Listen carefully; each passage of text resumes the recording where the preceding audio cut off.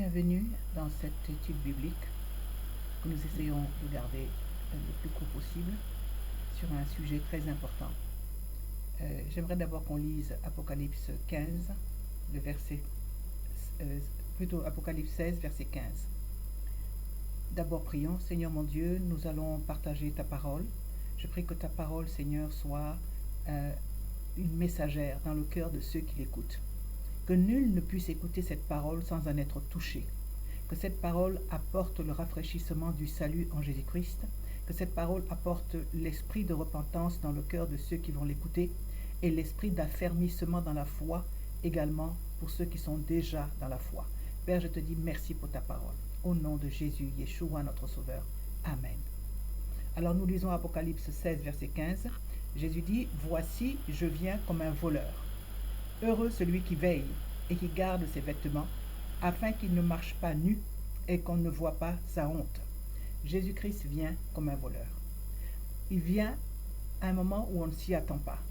Il vient pendant qu'on est en train de faire la cuisine, pendant qu'on est en train de faire des activités répréhensibles par Dieu. Il vient à tout moment. Il peut venir pendant qu'on dort, il peut venir pendant qu'on est en éveil. Il nous prévient que nul ne connaît le jour ni l'heure, mais il nous prévient qu'il vient comme un voleur.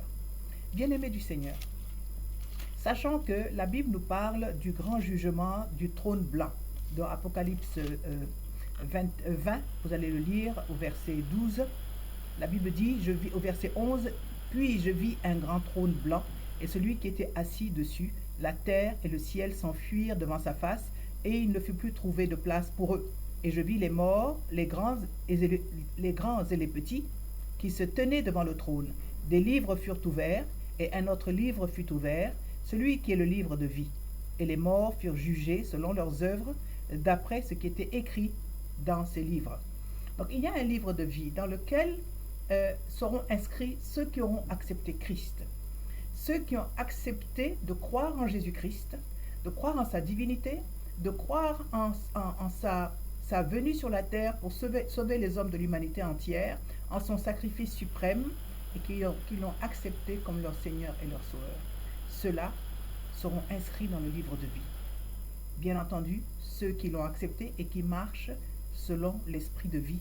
Comme il nous le dit dans Romains 8 au chapitre 1, il nous dit « Il n'y a plus de condamnation pour ceux qui sont en Jésus-Christ et qui marchent selon l'esprit de vie. » Alléluia. Donc il y a le fait d'accepter Jésus, mais il y a aussi la continuité dans la marche par l'Esprit de Dieu.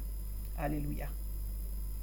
Alors, ce grand trône blanc dont nous parle la Bible nous montre le jugement dernier. Les hommes seront jugés. Mais qui sont les hommes qui seront jugés? Ce sont ceux qui ne sont pas écrits dans le livre de vie. Ce sont ceux qui n'ont pas accepté Jésus-Christ. Ce sont ceux à qui on a prêché l'évangile et qui ont dit « demain, on n'a pas le temps ». Ceux qui ont dit « oui, ça ne m'intéresse pas ». Ou ceux qui ont simplement dédaigné l'évangile de Jésus-Christ.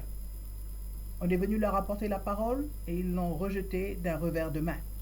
Et nous pouvons lire dans Hébreux chapitre 10 ce que la Bible nous dit par rapport au châtiment. Alors je précise que le grand trône blanc est un jugement de condamnation. C'est un jugement qui est réservé à ceux qui sont condamnés. Et qui sont ceux qui sont condamnés? Ce sont ceux qui ont refusé d'accepter Jésus-Christ comme leur Seigneur et Sauveur. Ceux qui ont trop d'intellect, ceux qui sont trop intelligents, qui refusent de croire en Jésus. Vous savez, l'intellect est un ennemi de l'homme quand il s'agit de la foi. Alors, Hébreux chapitre 10, à partir du verset 27, nous disons, l'apôtre Pierre nous dit, plutôt l'apôtre qui a écrit ce livre, il nous dit qu'il y a un châtiment terrible qui va arriver à si celui qui a violé la loi de Moïse meurt sans miséricorde sur la déposition de 2 ou de 3 témoins, de quel pire châtiment pensez-vous que sera jugé digne celui qui aura foulé aux pieds le Fils de Dieu, qui aura tenu pour profane le sang de l'alliance par lequel il a été sanctifié et qui aura outragé l'esprit de la grâce. Donc ce passage s'adresse aussi à ceux qui ont accepté Jésus-Christ, mais qui jouent avec leur vie chrétienne, mais qui sont mariés au monde. Ils se disent chrétiens, ils vont à l'église peut-être, ils ont l'apparence de la piété, mais ils en renient la force. Ils disent qu'ils sont chrétiens, mais ils vivent comme le monde. Ils sont attachés au monde et aux choses du monde. Et ils pratiquent le péché. Ils le pratiquent. Il y a une différence entre pécher et pratiquer le péché. Pratiquer le péché sous-entend une continuité dans l'action. Alors pour cela aussi, à cela, ce verset s'adresse. Le châtiment qui sera donné pour ceux qui auront tenu pour profane le sang de l'alliance par lequel ils ont été sanctifiés lorsqu'ils ont accepté Jésus-Christ. Ils auront ainsi outragé l'esprit de la grâce. Alors, ce message aujourd'hui, c'est pour dire à tous mes bien-aimés qui m'écoutent qu'il y a un jugement qui vient, mais fuyez ce jugement. Le jugement dernier, fuyez-le. Que votre nom soit inscrit dans le livre de vie en acceptant Jésus-Christ comme votre Sauveur et votre Seigneur. Je voudrais aussi vous dire que Dieu a envoyé son Fils unique, Jésus-Christ, sur la terre, afin que quiconque croit en lui ne périsse point, mais qu'il ait la vie éternelle. Jésus est la vie éternelle. Alléluia. Jésus est la vie éternelle. Quiconque l'accepte et le reçoit dans son cœur, reçoit la vie éternelle. Ne rejetez pas Jésus-Christ. Aujourd'hui est le temps de la repentance. Aujourd'hui est le temps d'écouter cette parole, de l'accepter et de donner votre vie à Jésus-Christ. Je vais lire Ésaïe 55, versets 6 à 7. Ésaïe 55, versets 6 à 7. Nous lisons la parole. La Bible dit « Cherchez l'Éternel pendant qu'il se trouve. Invoquez-le tandis qu'il est prêt. Que le méchant abandonne sa voie et l'homme d'iniquité ses pensées. Qu'il retourne à l'Éternel qui aura pitié de lui, à notre Dieu qui ne se lasse pas de pardonner. » Toi qui m'écoutes, si tu sais que tu n'es pas encore en Jésus-Christ, si tu sais que tu es un pied dedans, un pied dehors, entends la voix de l'Éternel. Il te dit, cherche Dieu pendant qu'il se trouve, car le temps vient où on ne le trouvera pas. Invoque-le pendant qu'il est prêt. Accepte la parole de Dieu qui te dit, viens à moi, repens-toi de tes péchés, accepte Jésus comme ton sauveur.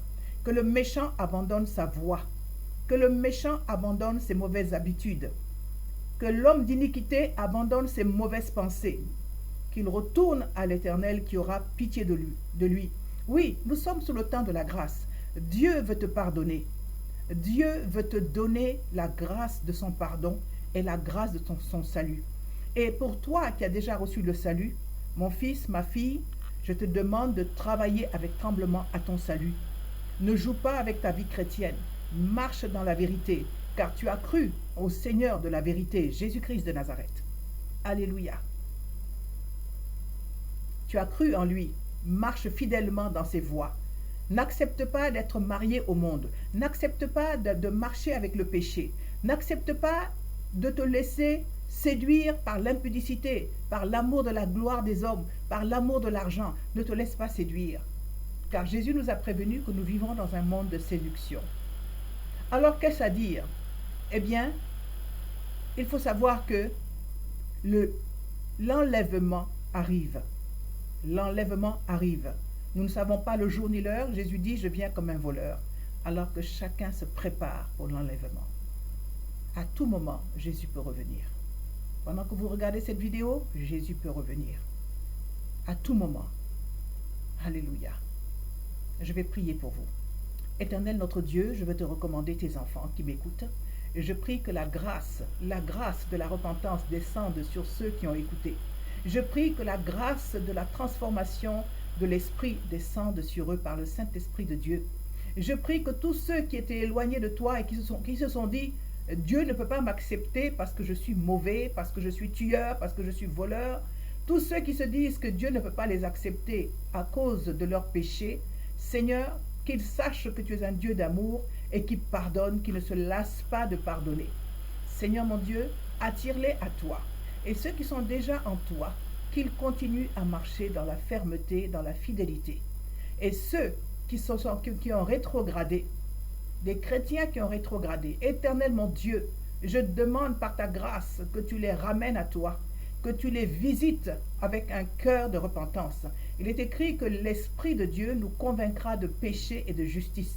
Saint-Esprit, visite tous les hommes, toutes les femmes, tous ceux qui m'écoutent et tous ceux qui sont sur la surface de la terre. Visite-les afin qu'ils reçoivent l'esprit de conviction de péché, l'esprit de justice, sachant que Dieu est un Dieu juste. Il est un Dieu de grâce, un Dieu de bonté, mais il est aussi le roi juste, le juste juge. Et il ne peut accepter dans son royaume les pécheurs et ceux qui se sont repentis. Il faut que tout homme se repente. Seigneur mon Dieu, je te dis merci pour la vie de tous ceux qui m'écoutent et je prie que leur vie soit transformée par l'Esprit de Dieu, l'Esprit de vérité, Jésus-Christ de Nazareth, et le chemin, la vérité et la vie. Que chacun d'entre nous puissions suivre ce chemin merveilleux qu'il est venu tracer devant nous pour nous amener au ciel avec lui, pour vivre la vie la plus merveilleuse auprès du Père Céleste.